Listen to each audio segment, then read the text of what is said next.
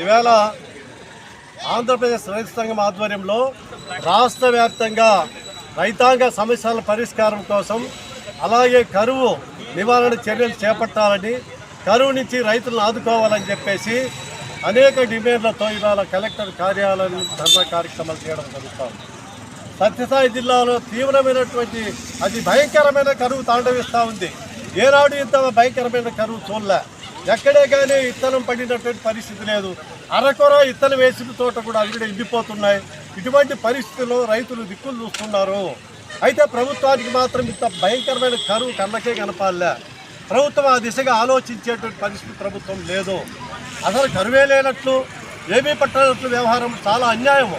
అందుకోసం రైతాంగము సత్యసాయి జిల్లాలో అనేక మంది రైతులు కష్టాల్లో ఉన్నారు. ఇటువంటి కరువు పరిస్థితుల్లో రైతాంగాన్ని ఆదుకోవాల్సినటువంటి చూస్తూ ఏమీ పట్టనట్టు ఉండడం అనేది చాలా అన్యాయం. ఇది క్షమించరానటువంటి విషయం. ఎందుకంటే రైతాంగానికి అప్పుల భారములు కూరుకుపోయి నిత్యము కరువు కూరల్లో చిక్కి అల్లాడడం జరుగుతూ ఉంది. ప్రభుత్వం అయితే గతంలో ఎన్నికల ముందు చెప్పినప్పుడు మాటలన్నీ మర్చిపోయింది. ఇప్పుడు రైతాంగం యొక్క ఆదాయాన్ని రెట్టింపు చేస్తామని చెప్పారు. రైతునికి వ్యవసాయాన్ని పండగగా మారుస్తామని చెప్పారు. ఈవేళ అవన్నీ మర్చిపోయారు. కౌలు రైతుల గురించి కన్నీరు గార్చినటువంటి ఈ కూటమి ప్రభుత్వం కౌలు రైతుల గురించి అసలే మాట్లాడడం లేదు. ఈవేళ రైతాంగానికి మరి అంతో ఇంతో పాడి పరిశ్రమ అనేది ఇక్కడ కరూరు జిల్లాలో పొట్టబోసుకునేదానికి, తన కుటుంబాలను పోషించుకునేదానికి ఉపయోగపడతా ఉంది.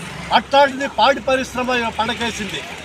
ప్రభుత్వ రంగంలో, సహకార రంగంలో ఉన్నటువంటి విజయ డైరీలన్నింటినీ కూడా మూసేసి ప్రైవేటు యొక్క డైరీలకి ద్వారాలు తెరచడం ద్వారా ఇక్కడ ఉన్నటువంటి రైతాంగానికి పాల గిట్టుబాటు ధరలు లేక అల్లాడడం జరుగుతూ ఉంది. ఈ జిల్లాలో పాడి పరిశ్రమతో